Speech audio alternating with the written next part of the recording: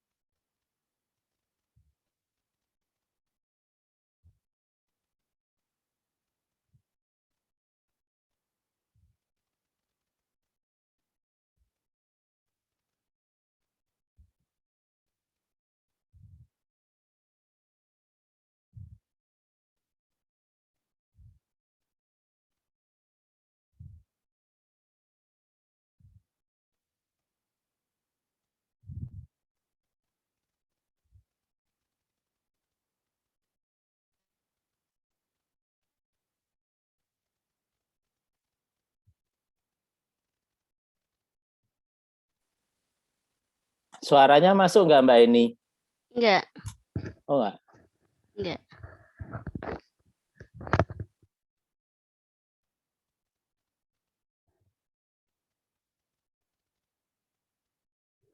Belum ada suaranya, Mas. Ya, udah.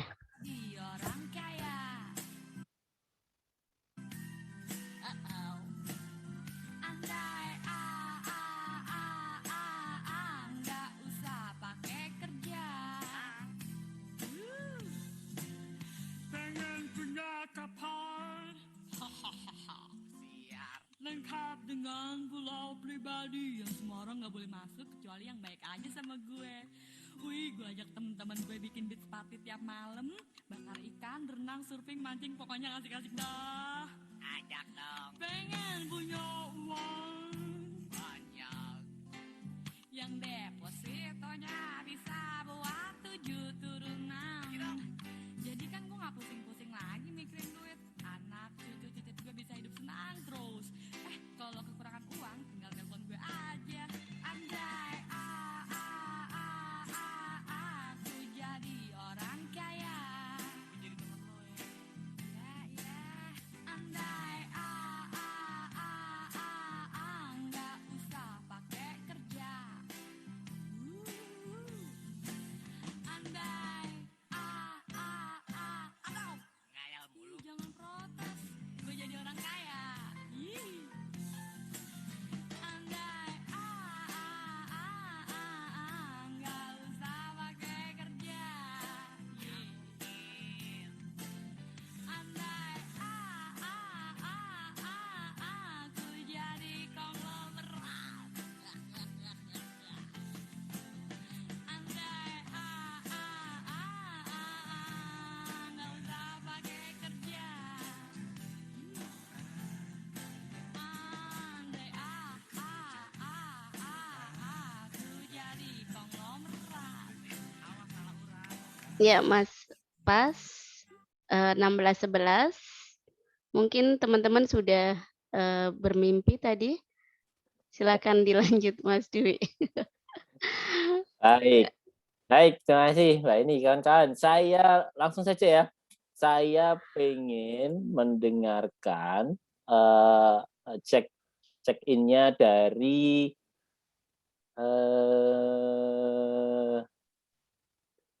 Bidan Silva Arwa ini.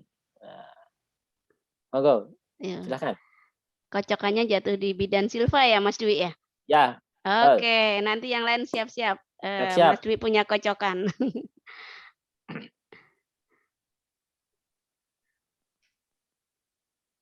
Suaranya?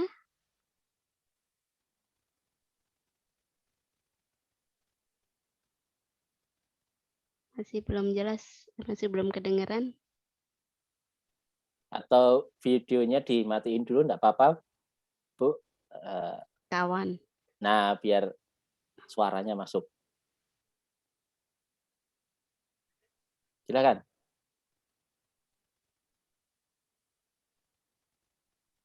Rupanya ini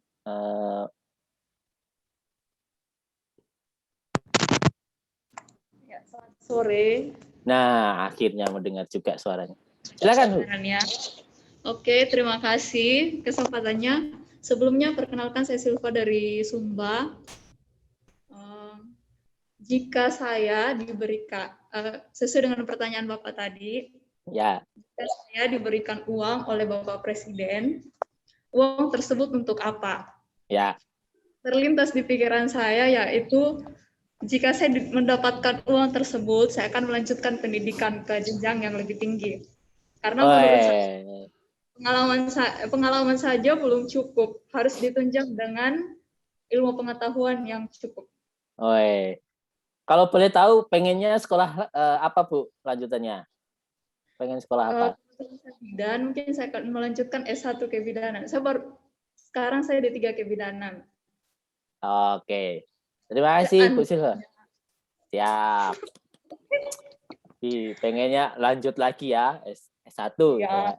Ini tenang, Bu, sudah dicatat sama panitia dari Perkasi. Ya. Terima kasih, Bu Silva. Saya panggilnya Mbak aja kali ya. Biar Kakak, muda. kalau di Indonesia Timur kakak, Mas. Oh ya, kakak. Iya. Makasih Kakak Silva. Sudah dicatat sama ini panitia dari Pelkesi. Oke. Saya pengen mendengar suaranya Kak Andre, perawat Andre. Wah, perawat nih. Selamat sore Pak, perkenalkan saya Andre dari Rumah Sakit Tinggi Mana, Waingapus. Videonya. Oke, Mohon silakan maaf, Kak Andre. Oke, mungkin yang terlintas dalam pikiran saya jika mendapatkan uang sebesar itu tadi ya. Ah.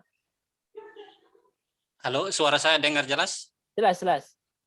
Oh ya, mungkin yang terlintas dalam pikiran saya yang pertama itu ya yang 250 juta itu tadi yang terlintas dalam pikiran saya.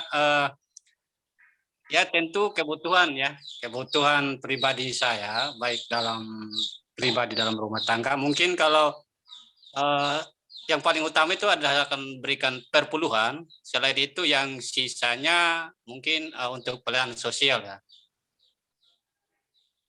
Ya dalam bantu yang orang-orang yang sangat membutuhkan ya akan diberikan juga gitu. Mungkin itu yang terlintas dalam pikiran saya tadi. Wah. Terima kasih Pak. Sama-sama, Kak Andre. Wah, mulia sekali ini. Mau jadi tetangganya saya. Terima kasih. Saya lanjut ke panitia Mbak Dina. Mbak Dina. Mbak Dina. Ya. Mbak, dikasih duit Pak Jokowi 250 juta mau dipakai apa, Mbak? Oh iya. Saya bagi-bagi saja. Ya. Bagi yang berminat bisa menghubungi saya. Siap. Nanti nomor telepon Mbak Dina kalau belum punya akan ditaruh di kolom chat ya. Oke. Siap. Sertakan nomor rekening Anda gitu. Saya pengen dua lagi nih. Saya mau yang RSUG MIM, salah satu. Saya pengen salah satu memberikan jawaban. RSUG GMIM itu apa ya? Gemim. Gemim. Iya. Kaloran Amurang. Silakan. Siapa relawannya yang mau memberikan jawaban kalau dikasih duit di 250 juta sama Pak Jokowi mau dipakai apa duitnya? Belum di-mute, di-unmute. Silakan di-unmute dulu.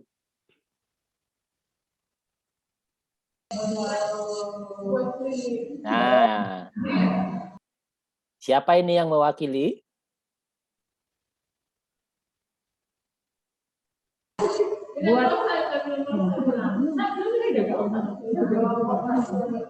Silakan. Buat klinik di kampung. Buat klinik di kampung. Wah, mulia sekali ini.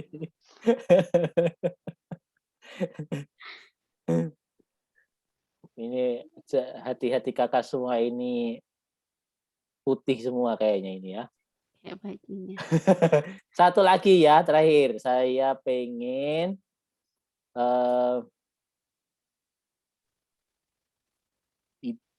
kakak bidan Hotnida tadi muncul tiba-tiba hilang. Silakan.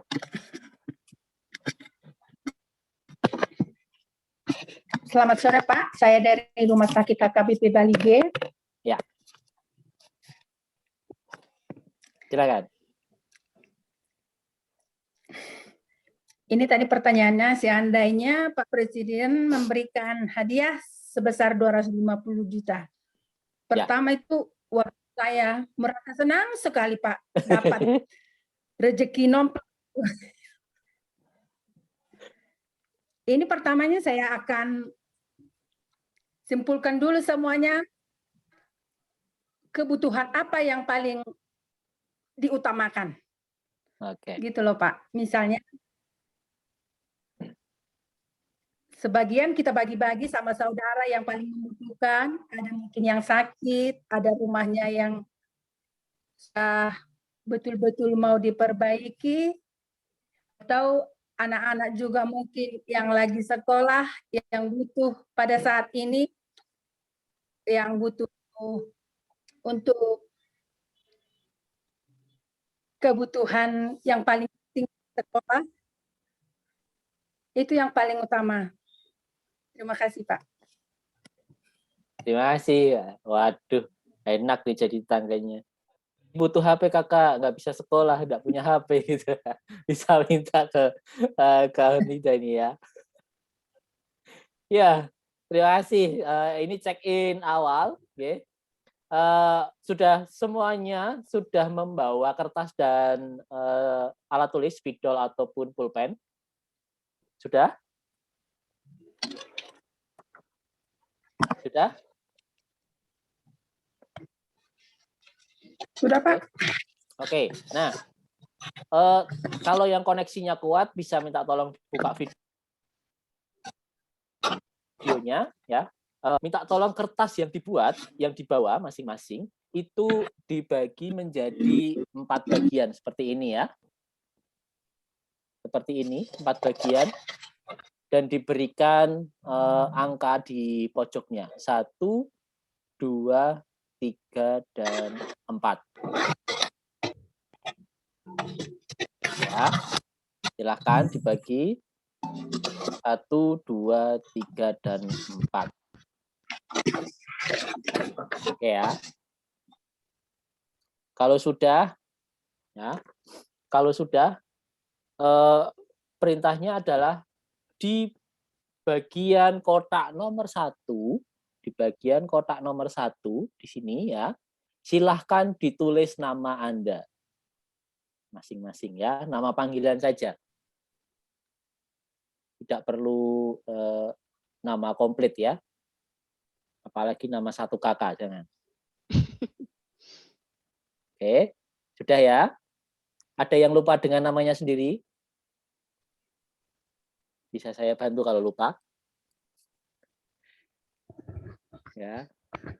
Terus yang nomor 2, kotak nomor 2 ya, kotak nomor 2. Kita punya 5 panca indera ya, kawan-kawan. Ada mata, ada hidung, ada telinga, ya, ada mulut dan lidah, ada kulit ya. Nah, aktivitasnya kan masing-masing ya. Kalau mata untuk melihat, terus kemudian tangan atau kulit untuk meraba, memegang, telinga untuk mendengar gitu ya. Nah, di kotak nomor 2 silahkan diisi salah satu aktivitas dari panca indera. Satu saja. Ya. Panca indera. Nah, misalnya kalau mata ya melihat. Ya, lidah berarti misalnya apa? Jilat, mengecap. Kalau tangan berarti meraba, memegang gitu ya. Oke.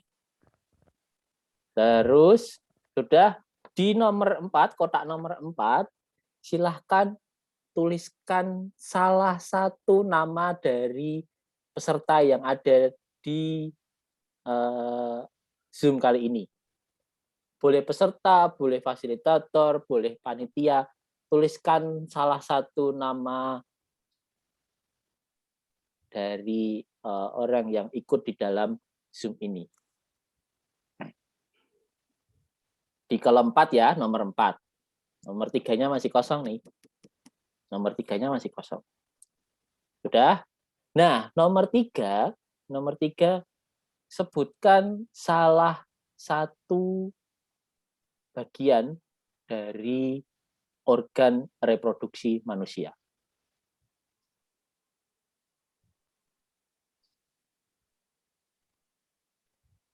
Di kolom kotak nomor 3 sebutkan salah satu organ reproduksi manusia. Sudah?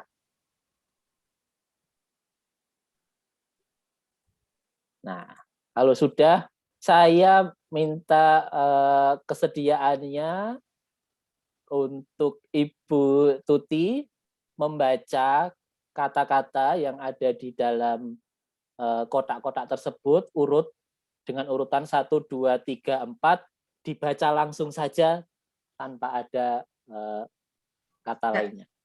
Oke. Ya. Tuti melihat Bu Heni rahim. Berarti Tuti melihat rahim Bu Heni gitu ya, Bu Tuti ya. Iya. Oke. Rahim Bu Heni. Baik, Bu Tuti, silakan tunjuk satu orang, Bu Tuti. Ya. Bidan Pesita. Silakan, Widan. Bidan Pesita, silakan.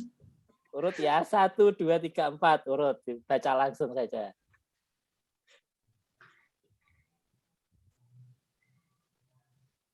Belum di-unmute?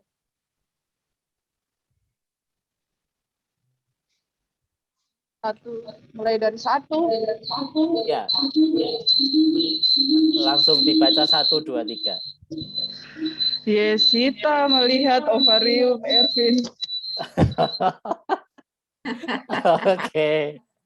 Ovariumnya dilihat ya, penasaran gitu, bentuknya kayak apa gitu. Silakan Yesita menunjuk satu orang untuk membaca kertasnya. Bidan Intan. Intan. Kriswindari. Ya, silakan.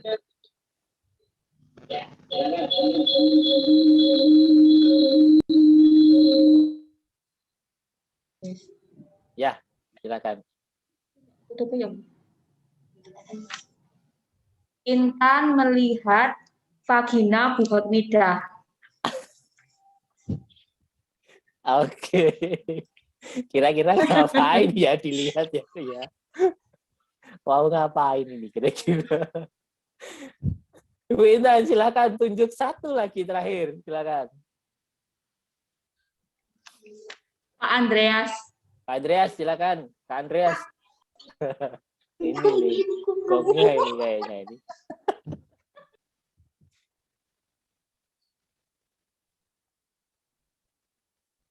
Andreas, silakan.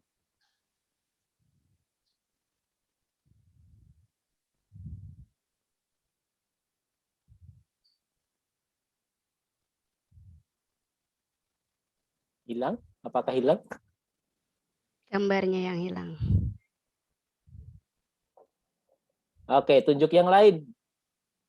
Tunjuk yang lain, Bu. Silakan. Pak Andreasnya lagi observasi anggota reproduksi yang lain.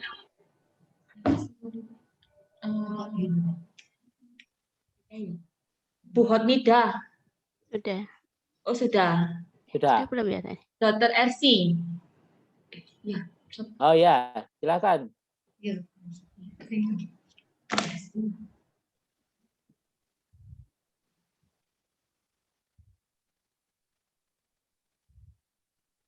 Tidak ada? Ya udah. Saya ya, terakhir ya. Terakhir saya minta dari panitia deh, panitia, Mbak Rita.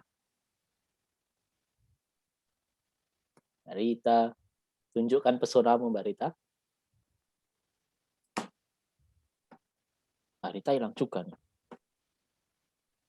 Tidak ada. Dr. Angel. Dr. Angel.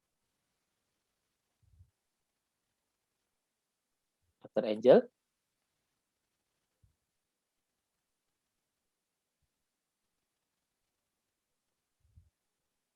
Hilang juga. Oh, Mbak Rita muncul nih.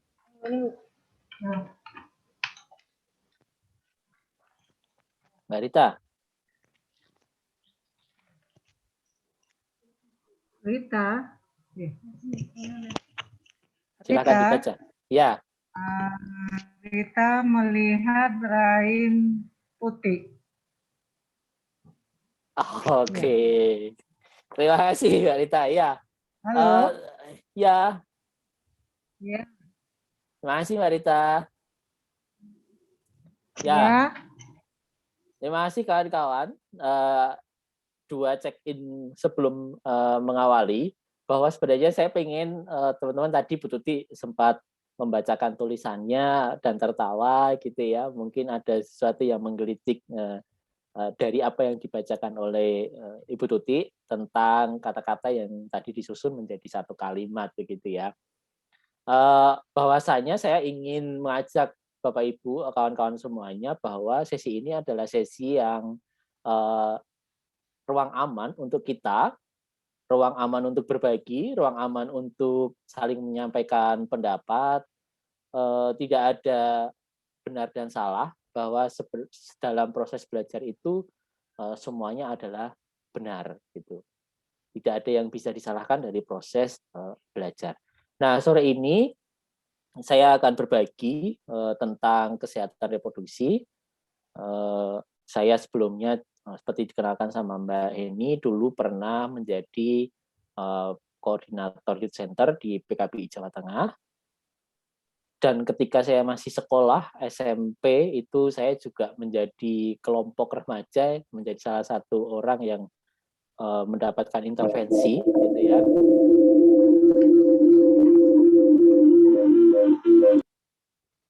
Mendapatkan intervensi dari youth center yang ada di kabupaten saya. Jadi saya terpapar informasi tentang kesehatan reproduksi itu sejak SMP gitu.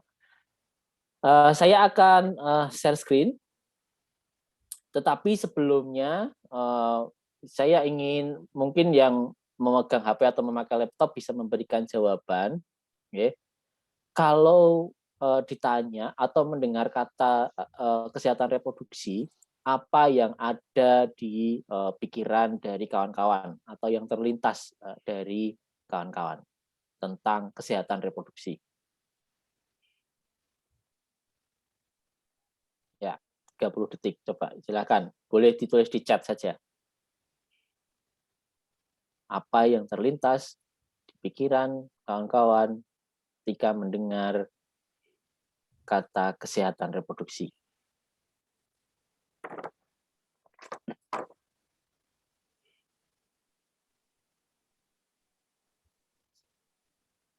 Silakan.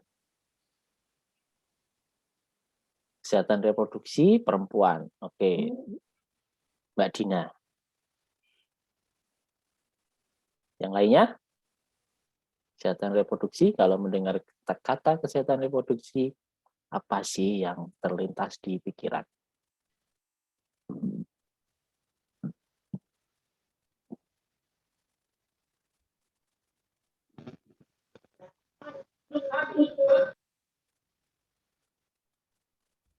Ada yang mau menyampaikan langsung? Boleh loh. Ini ruang yang aman untuk kita berbagi.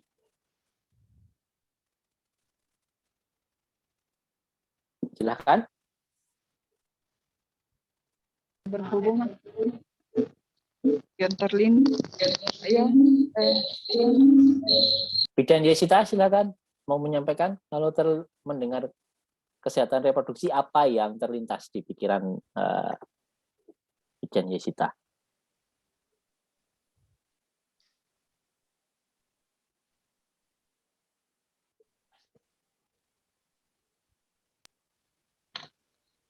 Ya, terima kasih kesempatan.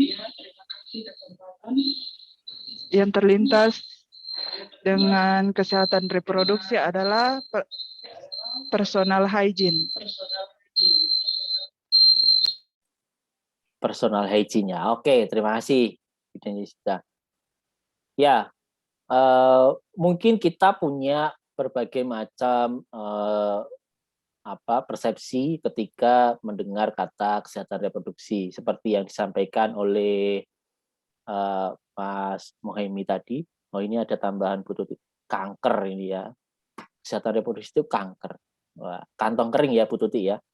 Bukan ya, mudah-mudahan bukan kantong kering. Bahwa persepsi kita itu didasarkan atas pengalaman kita, pengetahuan kita, perjalanan sepanjang usia kita, yang kemudian bisa memberikan makna tentang kesehatan reproduksi itu sendiri. Saya akan share screen. Nah, ini definisi beberapa saya ambil tentang kesehatan reproduksi. Kesehatan reproduksi adalah suatu keadaan yang sejahtera fisik, mental, dan sosial. Jadi bukan hanya fisik saja, tetapi juga mental dan sosial, di mana secara utuh ya, jadi bukan hanya terbebas dari penyakit atau kecacatan, tetapi juga yang berkaitan dengan sistem reproduksi, fungsi, dan prosesnya. Nah, ada lagi definisi yang lain bahwa kesehatan reproduksi ini adalah keadaan sempurna fisik, mental, dan kesejahteraan sosial. Ya, memiliki garis bawahi tidak semata-mata ketiadaan penyakit atau kelemahan dalam segala hal yang berkaitan dengan sistem reproduksi dan fungsi serta prosesnya. Ya. Jadi kalau kita hanya memandang kesehatan itu adalah secara fisik saja, mungkin kita perlu mengulas kembali. Kalau ini dari BKKBN mendefinisikan tentang kesehatan reproduksi lebih panjang lagi ya. Kesehatan reproduksi adalah suatu keadaan sehat mental, fisik, dan kesejahteraan sosial secara utuh pada semua hal yang berhubungan dengan sistem dan fungsi serta proses reproduksi, dan bukan hanya kondisi yang bebas dari penyakit tentunya, juga serta dibentuk berdasarkan perkawinan yang sah, mampu memenuhi kebutuhan spiritual dan material yang layak. Disertai ada takwa kepada Tuhan Yang Maha Esa, ya, serasi, selaras, dan seimbang. Ini definisi dari BKKBN. Ya.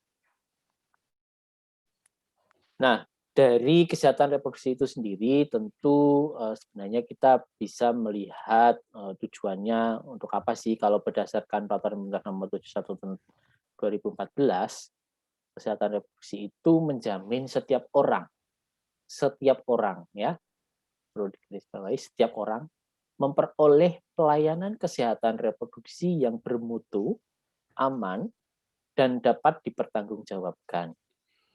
Di mana peraturan ini juga menjamin kesehatan perempuan dalam usia reproduksi sehingga mampu melahirkan generasi yang sehat, berkualitas yang nantinya berdampak pada penurunan angka kematian ibu. Ya, yang menjadi highlight-nya adalah setiap orang. Ya, artinya adalah semua orang berhak mendapatkan layanan ini. Dan secara khususnya menjadi 3, yaitu meningkatkan kemandirian dalam memutuskan peran dan fungsi reproduksinya. Jadi setiap orang itu melalui kesehatan reproduksi, layanan kesehatan reproduksi itu diharapkan mampu meningkat ini kemandiriannya dalam memutuskan peran dan fungsi reproduksinya. Yang kedua, meningkatkan hak dan tanggung jawab sosial wanita dalam menentukan kapan hamil, jumlah dan jarak kehamilan. Ya. Di poin 2 kok disinggung peran dari wanita atau perempuan. Kalau yang laki-laki, nah di yang tujuan ketiga ini meningkatkan peran dan tanggung jawab sosial pria atau laki-laki terhadap akibat dari perilaku seksual dan fertilitasnya kepada kesehatan dan kesejahteraan pasangan dan anaknya. Ya, artinya dari definisi dan tujuan ini kita bisa melihat bahwa kesehatan reproduksi itu melihat berbagai macam aspek mulai fisik, mental, dan sosial, dan memiliki tujuan bahwa setiap orang berhak mendapatkan layanan yang berkualitas untuk mewujudkan 3 tujuan khusus ini.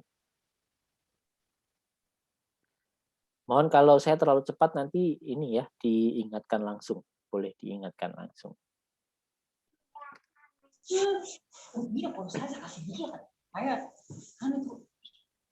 Ya.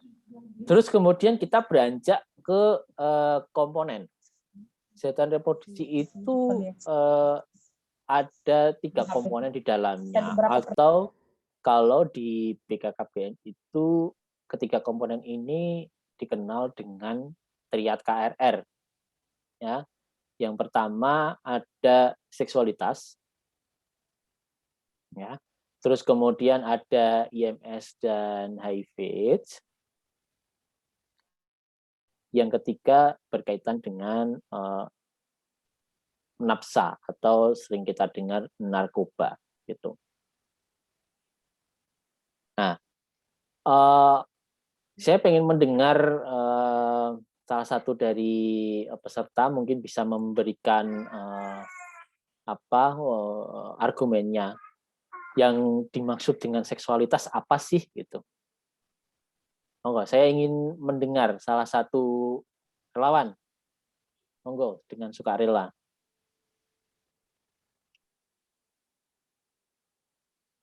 Kakak Andreas sudah kembali? Kakak Andreas?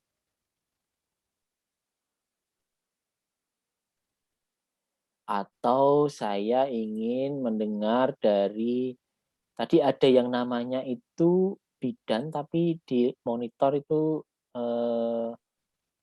laki-laki. Apa ya tadi ya?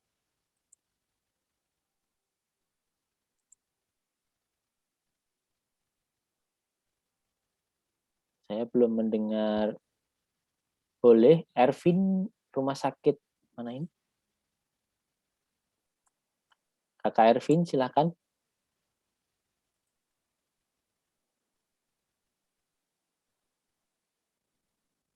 Apa yang diketahui tentang seksualitas sebagai komponen dari kesehatan reproduksi?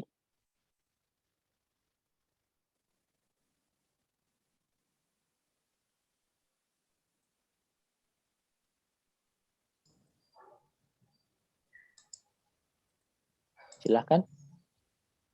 Suara siapa ini? Terdengar? Ya, ya, silakan. Seksualitas menurut saya yaitu bagaimana manusia mendapatkan pengalaman erotis sebagai makhluk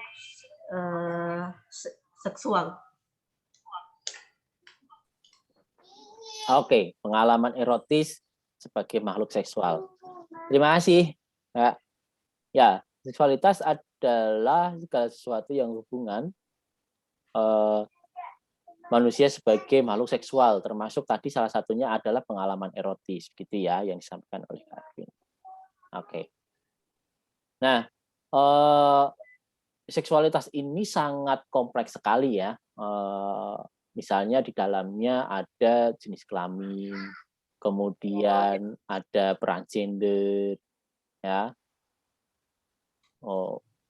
Ini biasanya kalau di dalam proses pelatihan-pelatihan yang offline, saya menggunakan media bantuan Ginger Gender Breed gitu ya. Mungkin nanti kawan-kawan yang belum pernah melihatnya bisa googling tentang Gender Breed gitu. Itu untuk membantu memahami tentang seksualitas sebagai komponen kesehatan reproduksi remaja atau kesehatan reproduksi secara umum bahkan gitu ya. Ini bisa memahamkan kita bahwa berbagai macam variasi tentang seksualitas yang berhubungan dengan manusia sebagai makhluk seksual. IMS dan HIV saya yakin kawan-kawan semuanya sudah sering sekali mendengar, begitupun dengan NAPSA gitu ya. Nanti mungkin bisa kita ulas gitu di sesi diskusi saja. Setelah komponen kita bisa melihat apa yang menjadi di dalam pembahasan kesehatan reproduksi itu gitu ya. Tadi jawaban Ibu Tuti bahwa kesehatan reproduksi itu adalah tentang kanker gitu ya. Kesehatan reproduksi itu tentang perempuan gitu ya. Nah, ternyata kesehatan reproduksi itu mencakup ada 5 komponen ini. Yang pertama adalah kesehatan ibu dan anak gitu ya. Ya, lansia, remaja. Kemudian ada keluarga berencana ya. Kemudian ada pencegahan dan penanganan IMS, HIV dan AIDS. Ada kespro remaja, dan ada lansia gitu. Ternyata komplit ya tentang kesehatan reproduksi. Jadi kalau misalkan sebuah layanan kesehatan itu mengikrarkan oke, kita akan membuka poli kesehatan reproduksi gitu ya, atau merasa kok selama ini kita hanya memberikan layanan tentang KIA saja gitu. Nah, artinya belum bisa dikatakan bahwa layanan kesehatan tersebut sudah memberikan layanan tentang kesehatan reproduksi yang komprehensif atau lengkap. Nah, ternyata 5 komponen ini kalau kita lihat itu bersentuhan dengan siklus hidup manusia. Ya, mulai dari ini ya, buahan, pembentukan, jadi bayi, jadi anak-anak, jadi remaja, jadi dewasa, jadi lansia gitu ya. Artinya bahwa kesehatan reproduksi itu melekat pada siklus hidup manusia. Jadi kita tidak bisa bahwa misalkan beranggapan remaja itu tidak membutuhkan layanan kesehatan reproduksi. Anak-anak tidak membutuhkan kesehatan reproduksi. Tidak bisa. Ya. Tadi jawaban bahwa dari bidan Yesita tentang kesehatan reproduksi itu adalah personal hygiene, ini bisa diterapkan di anak-anak gitu ya. Bagaimana memberikan latihan atau toilet training kepada anak-anak itu adalah bagian dari pendidikan kesehatan reproduksi kepada anak. Proses mengajarkan atau memberikan pengetahuan ya, baik kepada anak langsung atau kepada orang tua si anak oleh tenaga kesehatan, itu juga bisa dianggap sebagai bentuk layanan kesehatan reproduksi. Gitu ya. Nah, terus kemudian sebelum terjadi proses kelahiran misalkan, ya tenaga kesehatan, misalnya bidan atau perawat atau konselor, gitu ya, memberikan edukasi sebelum menikah atau konseling pranikah itu juga bisa dikatakan sebagai proses layanan. Nah, berkaitan dengan lansia, ini menjadi salah satu bagian dari siklus hidup manusia yang kemudian dalam tanda petik terlupakan gitu ya di dalam proses pemberian layanan kesehatan reproduksi gitu. Karena kalau kita lihat mungkin bisa menjadi bahan pemikiran dan refleksi juga, program atau layanan kesehatan reproduksi itu berfokus kepada pasangan usia subur. Ya, kalau berdasarkan kategori mungkin kategori umur ya atau usia itu kelompok dewasa atau di remaja akhir yang sudah menikah. Gitu. Mayoritas program kesehatan reproduksi di Indonesia itu hanya berfokus kepada 2 kelompok ini.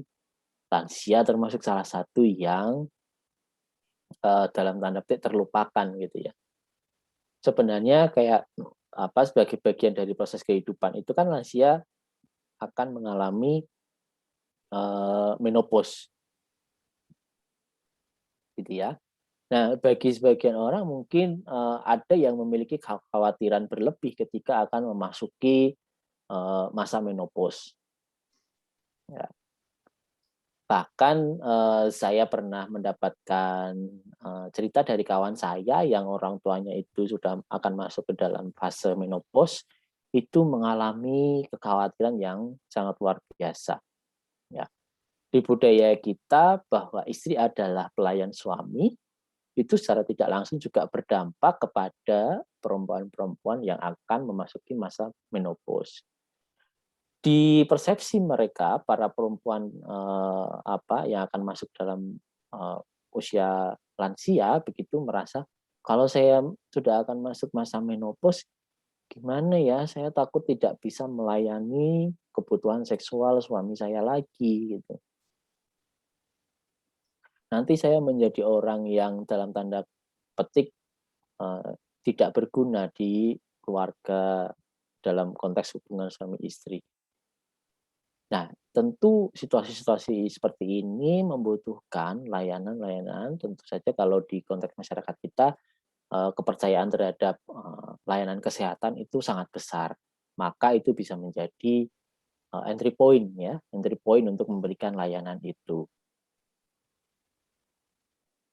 Nah, terus kemudian, nah ini penjelasannya.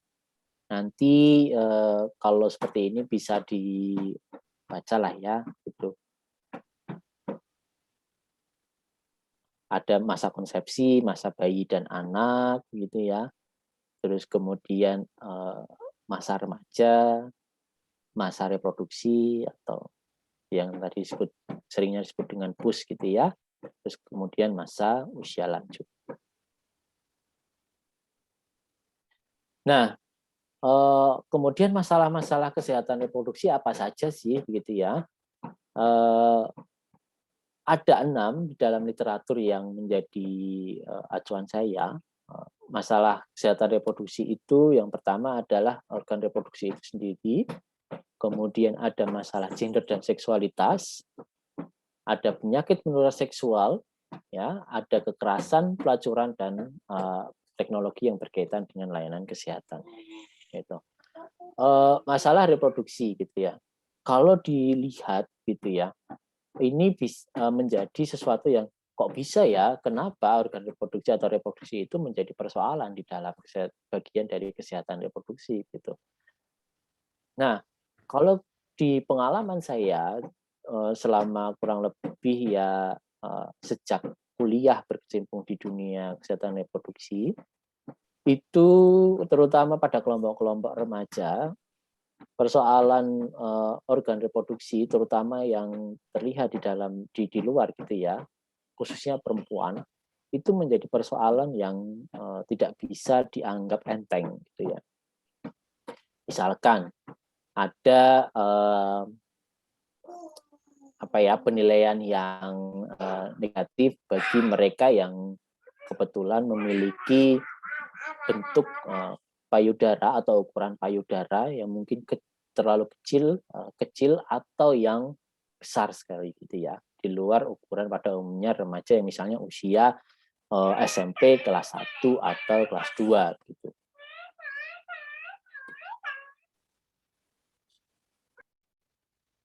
Di kalangan remaja ini tidak bisa dianggap suatu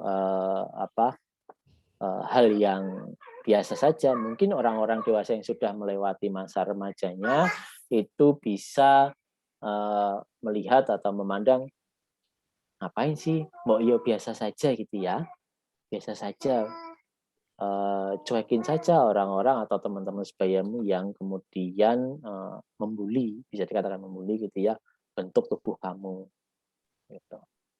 Tapi ini menjadi persoalan gitu bagi mereka yang sedang mengalami atau menjalani masa remaja gitu. Kemudian masalah gender dan seksualitas. Gender masih sangat erat dengan sistem atau budaya yang ada di masyarakat kita gitu. Terkadang ini menjadi dasar bagi masyarakat untuk melekatkan peran-peran tugas-tugas tertentu gitu ya kepada seseorang. Belum lagi misalnya berkaitan dengan seksualitas. Ragam seksualitas maupun ragam orientasi seseorang itu juga menjadi dasar atau menjadi pangkal persoalan kesehatan reproduksi. Misalkan tadi menarik yang perbincangan yang terjadi antara Bu Tuti dengan Mas Muhe gitu ya. Satu pertanyaan subjeknya diganti dengan beberapa orang gitu ya, atau diganti dengan beberapa karakter. Ternyata jawabannya akan berubah gitu sebagai pelayan atau petugas kesehatan yang ada di layanan kesehatan, jawaban kita bisa berubah-ubah gitu berdasarkan subjek yang dihadapi gitu loh. Padahal di dalam definisi tadi itu kan ya, di tujuan dari kesehatan reproduksi adalah setiap orang gitu. Jadi siapapun kalau itu fisiknya orang ya harus dilayani gitu kan. Kalau kita melihat dari tujuannya. Gitu. Kemudian penyakit menular seksual. Ini ya bahasanya IMS termasuk HIV/AIDS ya, termasuk mungkin kanker serviks yang HPV-nya dibawa oleh laki-laki gitu. Nah, ini jelas menjadi persoalan. Tadi di kolom chat Tuti sudah menjawab kesehatan reproduksi ya kanker. Itu menjadi bagian dari masalah kesehatan reproduksi di bagian penyakit menular seksual, gitu ya. Yang selanjutnya adalah kekerasan. Kekerasan ini kalau kita melihat bahwa kekerasan itu bentuk-bentuk kekerasan bisa terjadi kekerasan fisik, kekerasan psikologis, gitu ya. Terus kemudian kekerasan seksual, ada kekerasan ekonomi. Sebenarnya itu adalah bentuk-bentuk kekerasan, gitu. Dan ini menjadi bagian dari masalah kesehatan reproduksi gitu ya. Apalagi kalau kekerasan ini dalam orang awam bisa disebut dengan perkosaan begitu ya. Itu akan menimbulkan rentetan masalah kesehatan reproduksi begitu. Nah, misalkan bisa terjadi kehamilan yang tidak diinginkan gitu ya. Tentu kehamilan di korban pemerkosaan tidak diharapkan gitu ya. Tidak akan pernah kita menjumpai korban perkosaan yang menginginkan kehamilan misalkan ya. Ini menjadi bagian dari masalah kesehatan reproduksi di bagian kekerasan gitu. Kemudian ada pelacuran. Tadi sempat Mas Muhe bertanya, kalau subjeknya diganti dengan pekerja seks, apa yang terjadi? Ya. Jadi menarik juga jawaban Bu Tuti bahwa ya kalau misalnya terjadi kehamilan, konseling KB, kebutuhan kontrasepsi, ya daripada memunculkan masalah baru, kalau misalnya terjadi di kehamilan tidak diinginkan, ya diberikan saja kepada pekerja seks, itu bisa menjadi sebuah solusi gitu. Ini menarik juga jawaban dari Bu Tuti. Nah, kalau misalkan di pertanyaan yang pertama itu adalah remaja gitu ya, apakah kita juga bisa memberikan layanan itu kepada remaja gitu ya? Kalau kita melihat kan ibaratnya kalau diproyeksikan sebagai bentuk apa ya, penyaring gitu ya, saringan yang berbentuk segitiga menghadap ke atas seperti ini, sebenarnya komponen dari remaja itu yang paling atas atau porsi yang paling besar itu adalah remaja yang baik-baik saja gitu ya. Itu mayoritas. Saya masih meyakini bahwa sebagian besar remaja ini berada di kondisi yang baik-baik saja. Gitu. Terus kemudian ada remaja yang beresiko, ya misalnya dari sekian ribu atau sekian juta itu ada remaja yang memiliki resiko, misalkan dia sudah menjalin relasi pacaran, sudah melakukan kegiatan atau aktivitas seksual misalnya. Nah, terus di bawah lagi, lebih mengerucut lagi di posisi bawah, itu ada remaja yang membutuhkan layanan, misalkan remaja yang sudah kecanduan minuman keras, remaja yang sudah seksual aktif, sudah melakukan hubungan seks, ya. Remaja yang misalkan dia menjadi korban kekerasan. Nah, di paling ujung segitiga itu ada posisi remaja yang di mana dia membutuhkan layanan sekaligus membutuhkan rehabilitasi gitu. Misalkan remaja yang positif HIV yang membutuhkan layanan dan juga membutuhkan pendampingan secara psikologi. Remaja yang menjadi korban perkosaan, dia mengalami KTD, ya itu membutuhkan macam-macam layanannya ya, dan juga rehabilitasi secara psikologi gitu. Nah, terus kemudian di teknologi gitu ya.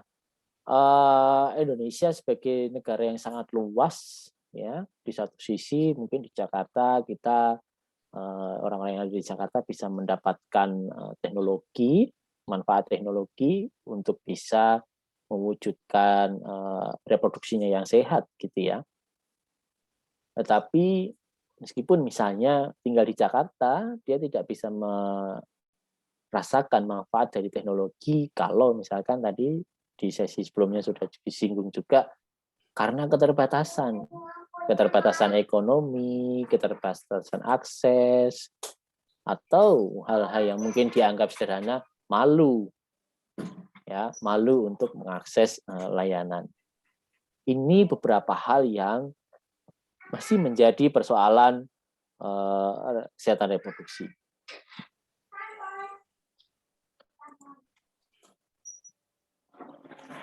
Nah, saya ingin tanya, kira-kira siapa yang akan datang ke puskesmas atau rumah sakit Bapak Ibu atau kawan-kawan untuk mengakses layanan kesehatan reproduksi? Siapa yang selama ini sudah pernah mengakses? Saya ingin mendengar.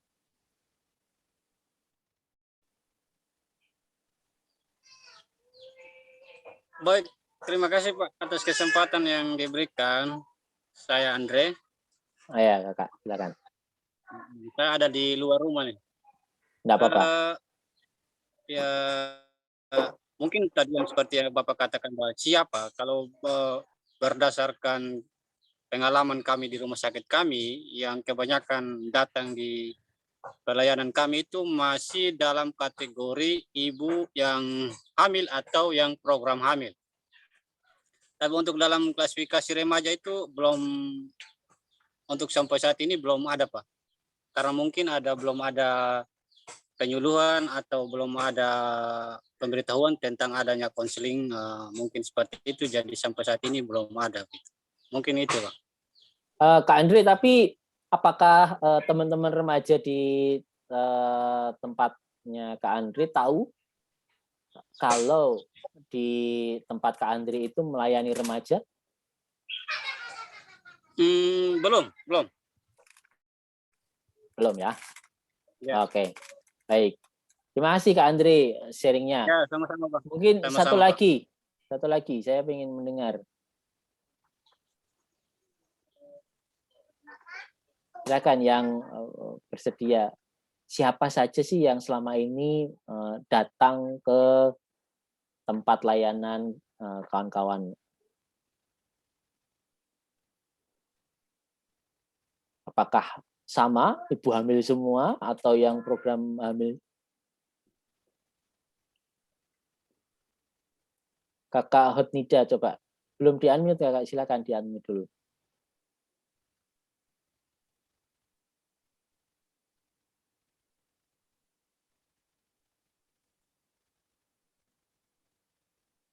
Silakan di-unmute dulu, Kak.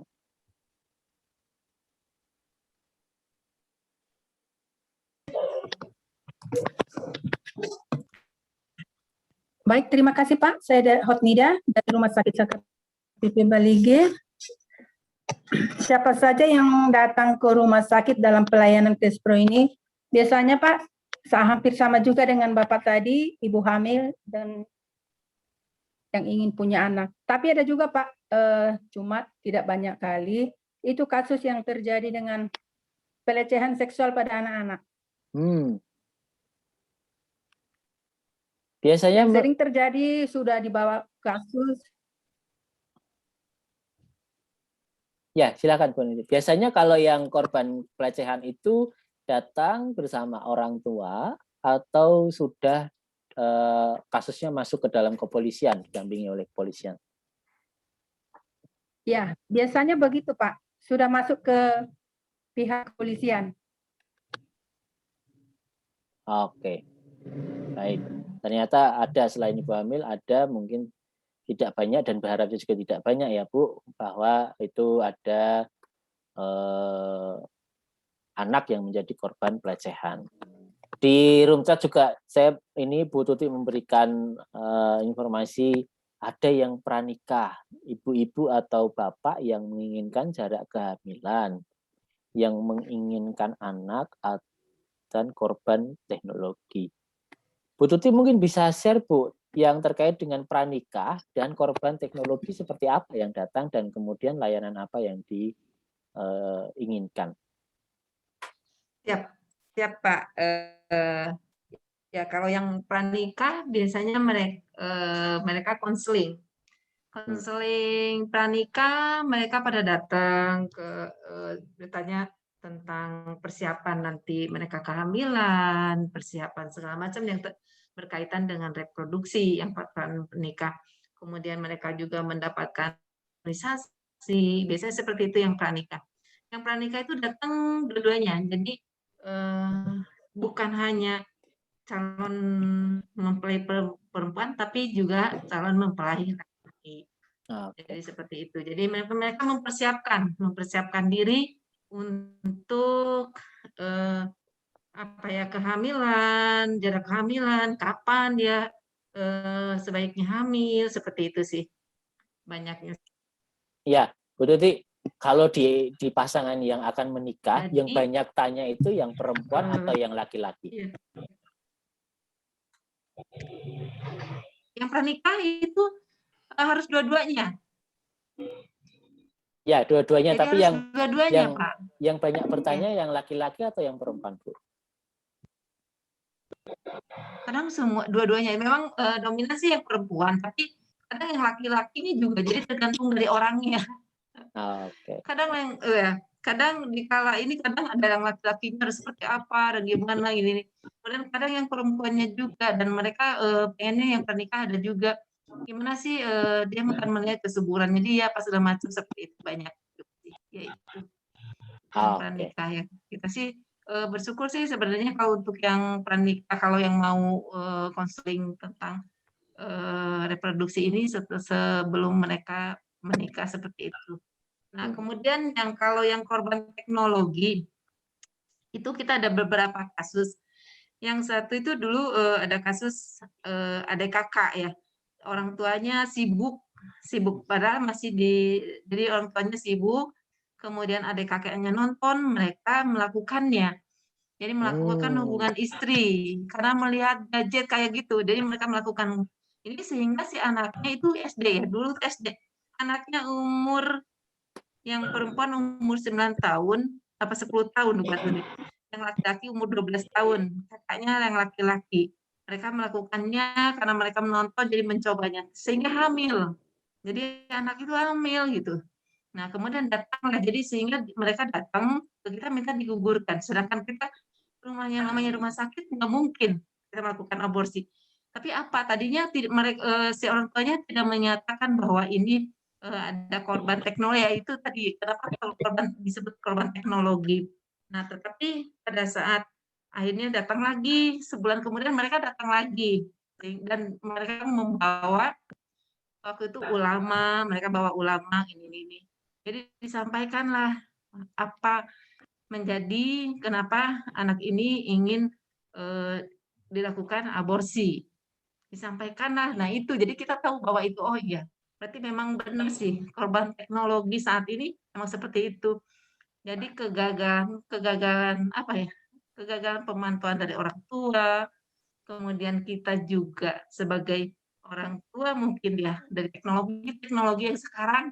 Jadi rasa penasaran mungkin ya apa ya tadinya rasa penasaran seperti apa sehingga mereka melakukan seperti itu. Itu sih. Jadi pada saat itu karena dari ulama dan memang bahwa kita di dalam undang-undang juga kan disampaikan dulu ya bahwa anak yang tidak diinginkan itu bisa dilakukan. Nah, sehingga sewaktu itu kita mendatangkan juga harus karena kita tidak mau ada tuntutan dari polisi juga ya seperti itu. Jadi kita juga menginginkan jadi ada surat di atas hitam di atas putih dari ada kepolisian, dari ada ulama, ada apa segala macam seperti itu sih sharingnya. Oke, akhirnya anak itu mendapatkan layanan, Bu. Bisa Iya. digugurkan. Dilakukan, iya, seperti itu. Karena itu baru sebenarnya anaknya mungkin 2 bulan lah gitu kalau nggak salah ya waktu itu tuh. Itu memang kejadiannya udah lama sih waktu tahun 2015 ya. Seperti itu. Oh, baik. Itu. Terima kasih, Bu Tuti. Ya, sama-sama Pak. Ya, tadi disampaikan ada yang ingin memiliki anak, ada yang pranikah, ada yang ingin menjarangkan kehamilan atau memberikan jarak, ada anak yang korban kekerasan, begitu ya. Ternyata ini kalau kita melihat tantangan kita, kalau melihat beneficiaries atau penerima manfaat kita, ya ini sedikit dari variasi ya, variasi kemungkinan orang yang akan mengakses layanan kita. Kalau misalnya di rumah sakit atau di puskesmas itu akan memberikan atau menyediakan layanan kesehatan reproduksi gitu.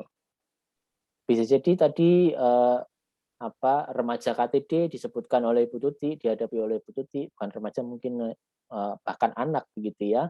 Terus kemudian ada perempuan yang ingin memiliki anak, ya, ada pekerja seks, ada pekerja proyek, ada perempuan yang akan menopause, ada ibu rumah tangga yang HIV positif, begitu ya. Mungkin juga ada LGBT, ya, ada waria, ada gay atau homoseksual, gitu ya. Yang sangat mungkin gitu ya akan mengakses layanan yang disediakan oleh rumah sakit Bapak Ibu semuanya. Gitu.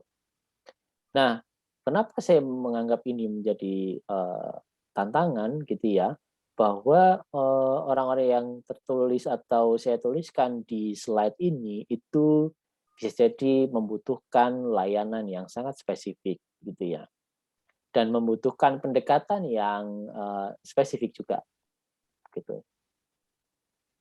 Nah, makanya di dalam PKBI, beberapa PKBI daerah yang memiliki klinik dan memberikan layanan kesehatan reproduksi itu, termasuk yang di PKBI saya sebelumnya, di PKBI Jawa Tengah, selalu menggunakan konseling sebagai layanan awal atau pijakan awal untuk melihat kebutuhan dari klien yang datang untuk mendapatkan akses layanan. Gitu. Nah, Bapak Ibu, kawan-kawan semuanya,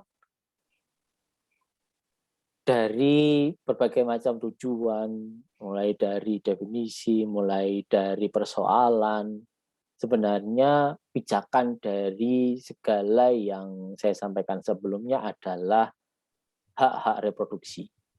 Gitu. Nah, induk dari organisasi PKBI di IPPF itu mengenal ada 10 hak kesehatan reproduksi. Yang pertama adalah hak kesetaraan, perlindungan yang sama, ya, bebas dari semua bentuk diskriminasi berdasarkan jenis kelamin, seksualitas, dan gender. Jadi di sini mau dia itu laki-laki, perempuan, waria, atau transpuan, atau transmen, ketika dia datang ke layanan kesehatan, itu dia berhak untuk mendapatkan perlakuan yang sama, tidak didiskriminasi. Ya. Kemudian hak partisipasi bagi semua orang tanpa memandang jenis kelamin, seksualitas, dan gender, termasuk bagaimana misalkan jika ada kegiatan KIE, komunikasi informasi edukasi yang dilakukan oleh rumah sakit, itu tidak boleh mengesampingkan orang yang dengan saya sebut dengan ragam orientasi seksual dan gender.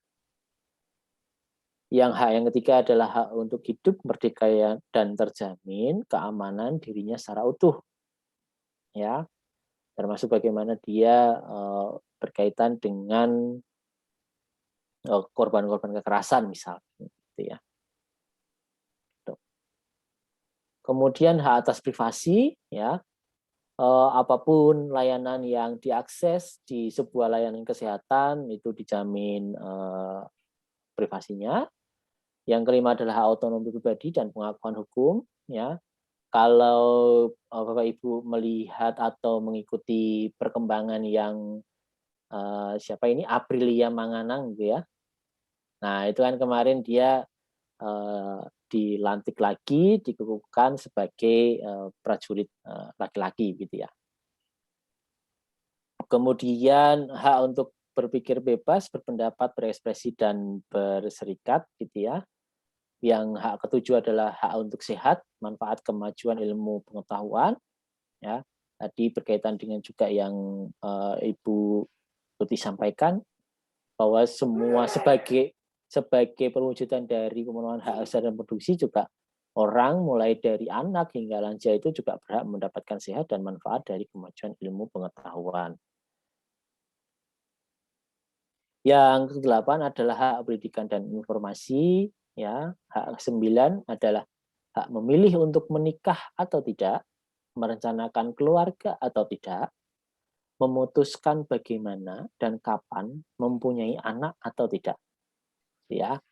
Jadi mungkin kalau misalkan di momen-momen libur hari raya keagamaan gitu ya, ada momen-momen berkumpul, mulailah mengurangi untuk bertanya kepada saudara yang belum menikah dengan pertanyaan kapan nikah gitu ya. Nah, gitu. Karena itu kan sensitif ya, apalagi sudah tahu itu jomblo masih ditanya lagi kapan nikah. Nah, itu double ini diskriminasinya gitu ya. Terus kemudian hak yang ke-10 adalah hak pertanggungjawaban dan ganti rugi. Kalau misalkan dalam konteks korban kekerasan, berbagai macam keputusan yang diambil dalam kasus kekerasan itu sangat beragam, sangat bervariasi. Tetapi dalam pengambilan keputusan itu tidak boleh menghilangkan hak pertanggungjawaban dan ganti rugi ini jika diperlukan. Begitu. Mungkin ini Bapak Ibu kawan-kawan sharing yang sangat singkat dan mungkin terbatas gitu ya, sebagai bahan pemantik, mungkin juga bisa menjadi perangsang kepada teman-teman Bapak Ibu semuanya untuk lebih menggali tentang kesehatan reproduksi sebagai bentuk tanggung jawab sebelum memberikan layanan ya akan lebih bijak ketika semakin banyak juga kita menggali informasi terkait dengan layanan yang akan diberikan. Kira-kira itu dari saya. Silahkan jika ada yang bertanya, berpendapat, atau sharing tentang pengalaman selama ini. Silakan Mbak Eni atau kawan-kawan. Ya, silakan kawan-kawan. Kita manfaatkan waktu yang tinggal 15 menit lagi. Mungkin nantinya setelah pelatihan ini akan meng-create sebenarnya apa saja sih yang kita butuhkan di Polycase Pro seperti itu. Silakan.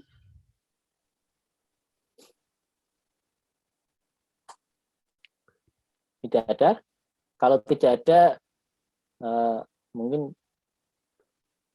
Oh ini, Kakak Andri, silakan Kakak Andri, raise hand Kakak Andri. Oke, baik. Terima kasih Pak kesempatan yang diberikan. Ada beberapa poin yang saya tanyakan Pak mengenai sistem kesehatan reproduksi. Pertanyaan yang pertama, apakah ada hubungannya dengan budaya daerah tersebut dengan kesehatan reproduksi?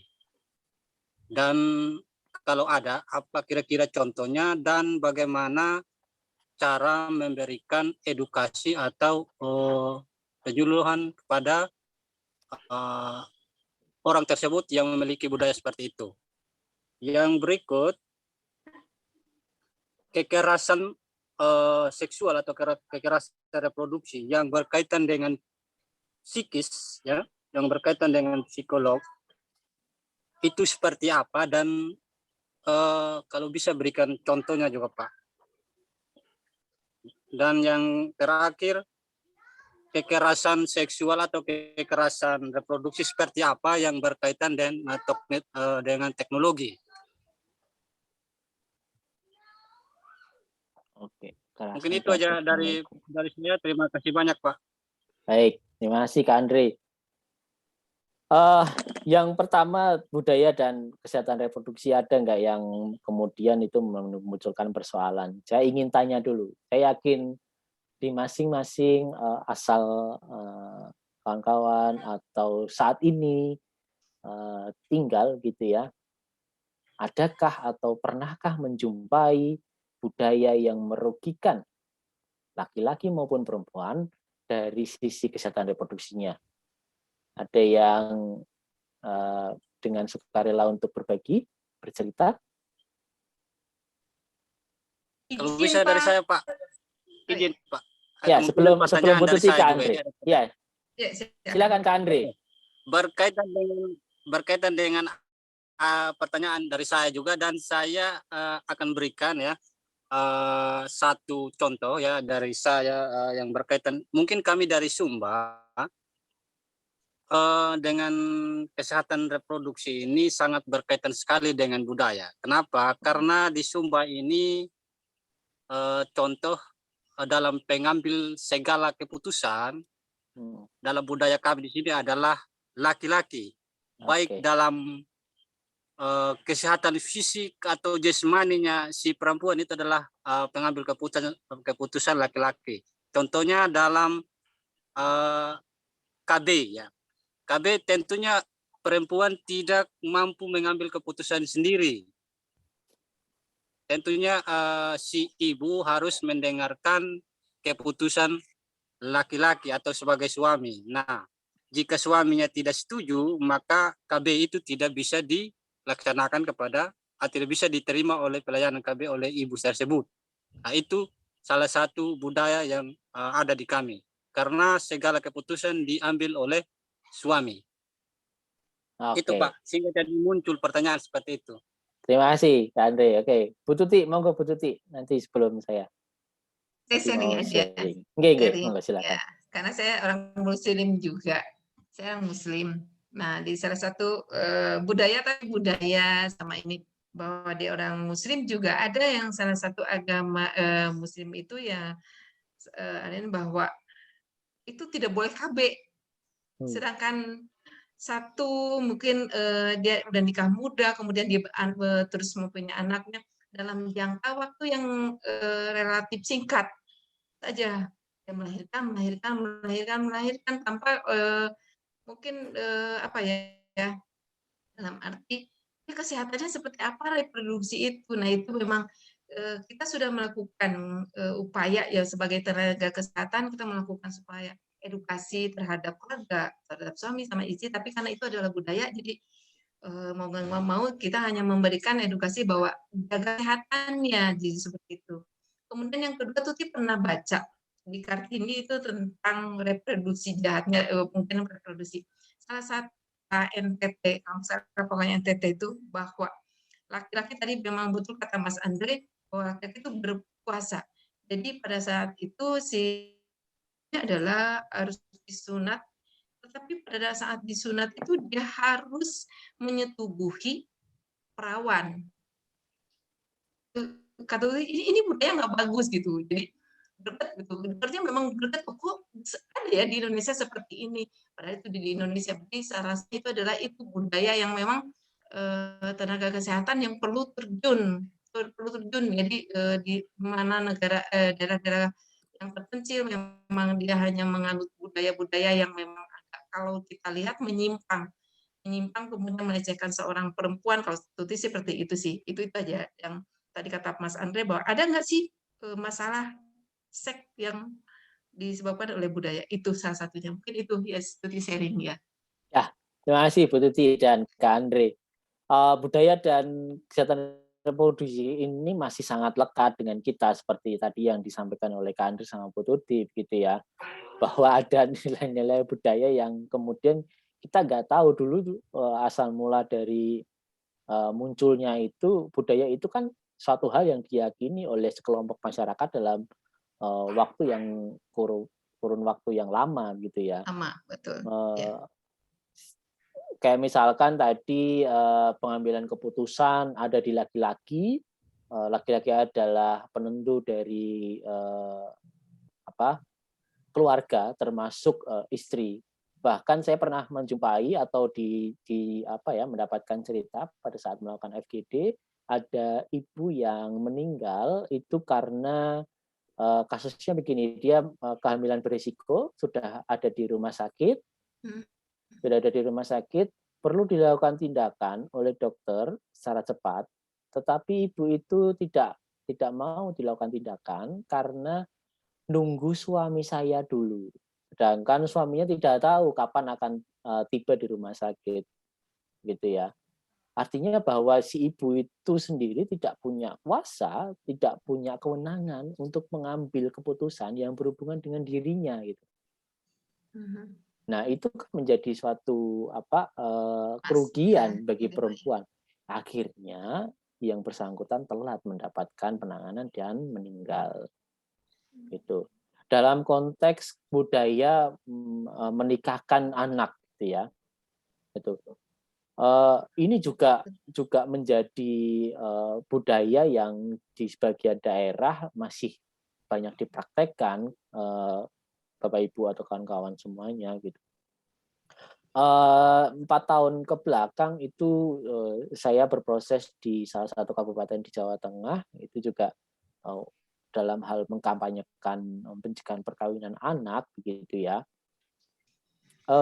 bahwa kemudian meyakini anak kalau sudah menstruasi itu bisa dinikahkan karena sudah akil balik, gitu ya. Kalau bahasa orang Islam itu adalah akil balik atau sudah dewasa, itu menjadi pembenaran untuk kemudian anak usia 13, usia 14 itu kemudian dinikahkan. Padahal kalau kita melihat dari fungsi reproduksinya, anak usia belasan tahun itu kan belum siap secara fisik, gitu ya. Bahkan secara psikologisnya juga belum siap kalau misalkan dia membina rumah tangga, terus kemudian nanti mengalami kehamilan, bagaimana mengasuh anak kalau sudah lahir. Itu kan membutuhkan kesiapan fisik, kesiapan mental, kesiapan ekonomi, dan lain sebagainya, begitu. Budaya-budaya ini tentu akan merugikan, dan mayoritas yang dirugikan adalah perempuan. Nah, karena kalau kita melihat dari salah satu komponen yaitu seksualitas dan gender, perempuan ini menjadi individu yang mendapatkan beban ganda, gitu ya. Nah, kalau bagaimana caranya? Ya otomatis kalau misalkan kita mau bergerak di dalam mengatasi persoalan itu yang berhubungan dengan budaya, tentu harus menggaet tokoh-tokoh masyarakat, tokoh-tokoh budaya yang masih didengarkan, yang tentu didengarkan oleh kelompok masyarakat yang menjadi sasaran kita, Mas Medi. Jadi kalau misalnya dalam pencegahan perkawinan anak yang saya lakukan dan kawan-kawan lakukan itu pendekatannya adalah kepada tokoh agama yang kemudian memberikan narasi, counter narasi tentang nilai-nilai yang sebelumnya dikampanyekan. Menghindari zina, apa. Nah, itu kemudian ketika kita menggait tokoh agama atau tokoh masyarakat yang mendukung upaya kita, itu akan memberikan narasi yang lebih positif. Misalkan anak perempuan itu adalah aset, maka dia berhak mendapatkan pendidikan.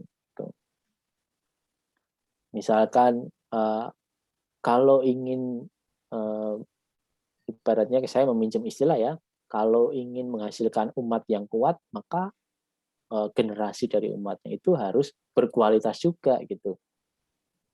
Bagaimana bisa dicapai kalau misalnya orang tuanya itu melahirkan anaknya di usia 13, 14, 15 gitu. Kan otomatis tidak dapat dicapai, gitu ya. Terus kemudian kekerasan psikologis, gitu ya. Saya ambil contoh gampangnya saja lah. Berbicara soal kontrasepsi, yang ada di pikiran mayoritas masyarakat apa? Kontrasepsi atau KB itu adalah urusan perempuan. Ya.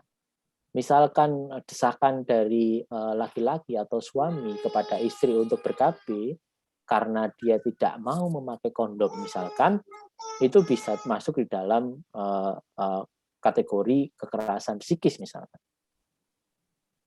Gitu. Karena kan mitos-mitos seputar kondom itu sangat lekat dengan laki-laki dan komunitas laki-laki. Gitu. Kondom itu nggak enak, kondom itu apa, kondom itu kayak rasanya kayak dicekik atau apalah. Banyak sekali mitos-mitos yang dilontarkan yang kemudian menjadi pembenar bahwa laki-laki, udahlah nggak usah pakai kondom, kondom nggak enak dan sebagainya. Udah kamu aja yang pakai kontrasepsi. Ya, meskipun halus misalkan itu bisa menjadi bentuk kekerasan psikologis di dalam penentuan kontrasepsi. Ya, kekerasan dan teknologi tadi Bu Tuti dengan gamblang menjelaskan bagaimana literasi media di kita itu masih menjadi PR. Ya, anak-anak dan remaja bisa menjadi korban dari teknologi itu sendiri. Pemerataan teknologi kedokteran yang ada di rumah sakit di Indonesia juga tentu bisa dikatakan belum merata juga kan ya, gitu. Nah, begitu kurang lebih seperti itu. Dan kalau berkaitan dengan budaya ya namanya budaya itu lahir dari proses interaksi antar individu dalam sebuah komunitas dalam waktu lama. Salah satu caranya Kak Andre kita bisa mulai mengkampanyekan atau memunculkan nilai baru.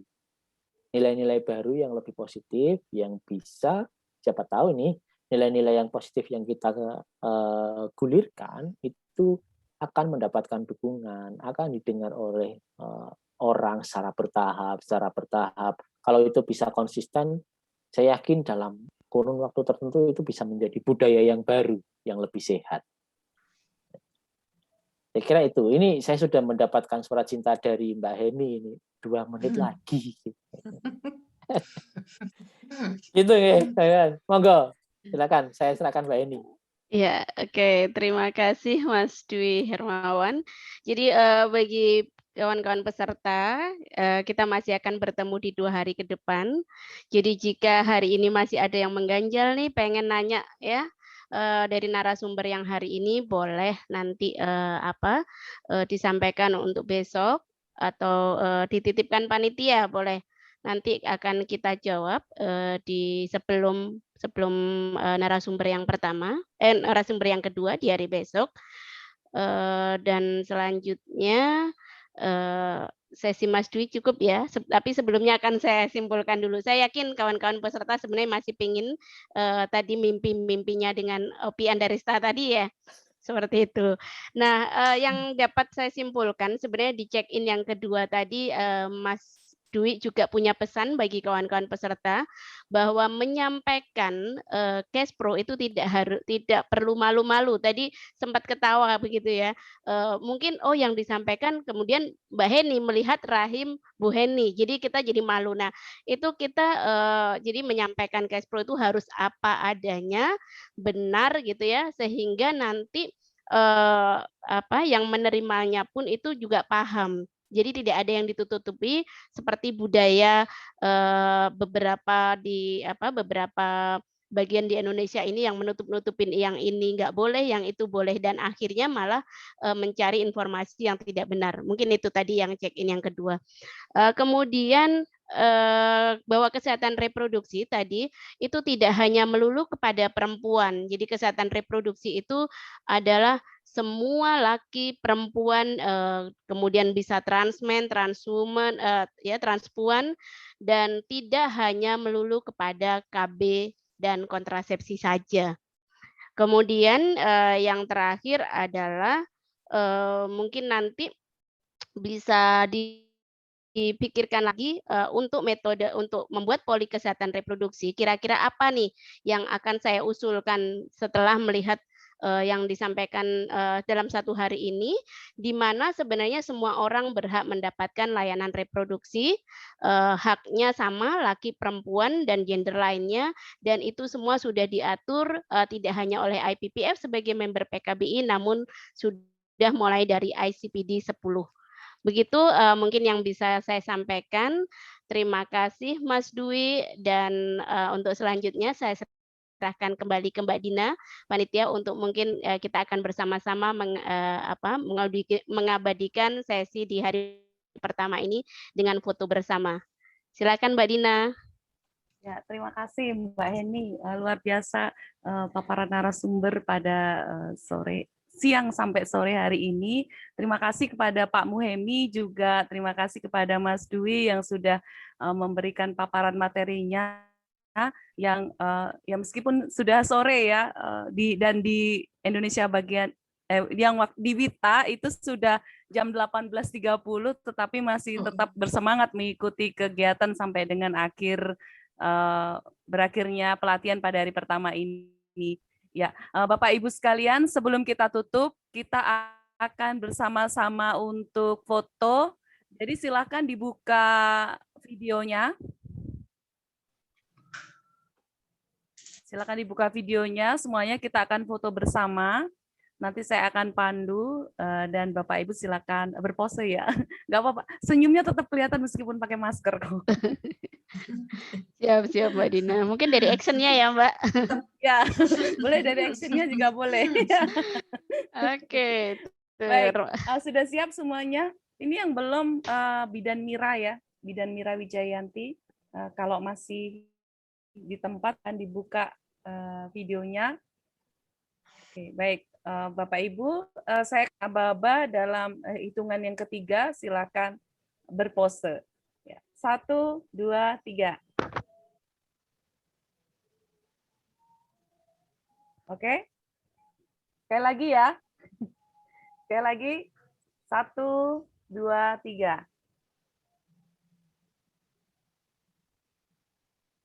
Sip, Luki, udah oke? Oke, terima kasih Bapak Ibu sekalian. Bu Heni, ya. Pak Dwi, Sampai jumpa besok. Oh ya, mungkin ada teman-teman. pengumuman dari Mbak Heni untuk besok yang perlu disiapkan oleh peserta apa? Ya, untuk besok nggak ada persiapan baik kertas ya. Jadi nanti mungkin kita akan menjelaskan tentang KB itu apa dan kontrasepsi, dan disiapkan saja pertanyaan-pertanyaan yang biasa dihadapi di Poli. Besok ada Dr. Asri, beliau pakarnya untuk layanan KB dan kontrasepsi, terutama juga kontrasepsi permanen, sudah malang melintang di urusan per KB dan kontrasepsi. Mungkin kok Mbak Heni KB dan kontrasepsi dibedakan ya? Memang besok akan dijelaskan apa itu KB dan apa itu kontrasepsi. Begitu. Nah, untuk linknya masih sama ya.